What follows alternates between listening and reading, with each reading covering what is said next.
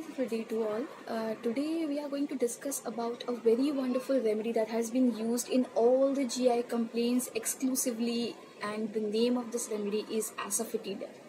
You all know that asafoetida you can see anywhere in anybody's kitchen, and it has been used to just spicing up the taste of food, or just to give a texture to food, or just for some easy and good going digestions also. First of all, we need to understand that asafoetida in a crude form, what it will do with in body when it is going inside the body in crude form. So whenever you are taking asafoetida in crude form, then what will happen to the inside in the body is it will reduce all kind of gases, accumulation of flatulence from your abdomen, or if there is any kind of a slow peristaltic movement, then it will remove all those things. And after removing all those things, the abdominal heaviness, the load inside the abdomen will be very much relieved after it. Now another thing is, whenever any person or any infant, I can say it is a very empirical form in which the asafoetida is already used. Whenever any infant or any person that is having a constipation, then asafoetida in crude form is used for constipated person. But you need to understand that the purpose of using asafoetida in constipated person is because of that heaviness. As you know that the peristalsis will definitely go down in constipated person, and secondly there is no stool no stool passing out in that patient also. So stool is not passing, peristalsis is very poor, so indirectly the abdominal muscles will go weakened, and abdomen will feel as if there is a stone inside it, and there is a lot of heaviness because of not evacuation of the feces from the anal canal. So this is majorly where we can use asafoetida in crude form. We can give asafoetida in crude form to adult, they can eat it. But on the other hand, infants or the children below 5 years cannot eat it because of its taste. They cannot eat it in crude form. So what we will do in that cases, it is a very grandmother grandfather kind of thing that I am saying right now, is we just mix that, we just crush that asafoetida, mix it with amount of any kind of oil or any ghee, and after mixing it with it, then we will apply that mixture on the umbilicus of the infant. Now what it will do, it will just absorb from that surface and soothes the complaint of children also. Now these are few of the empirical ways in which the medicine has been used since many years. Now coming back to the main symptoms of asafoetida, asafoetida is made up of asafoetida, as you all know, and it is basically used in abdominal complaint. Now there are 5-6 symptoms that is very prominent in asafoetida, which is differentiating asafoetida from other medicines.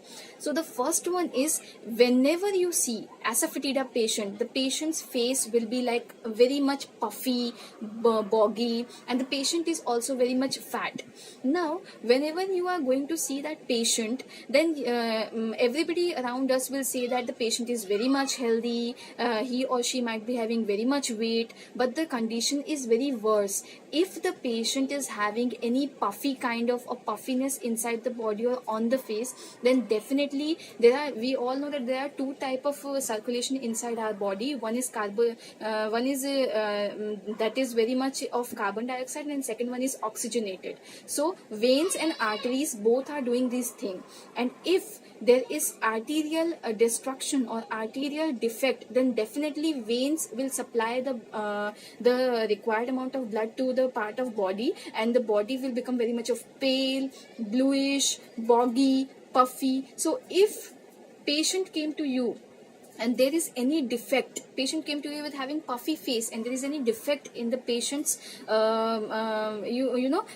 like arteries or veins, you must say, so in that cases asafoetida is the best remedy to give that patient.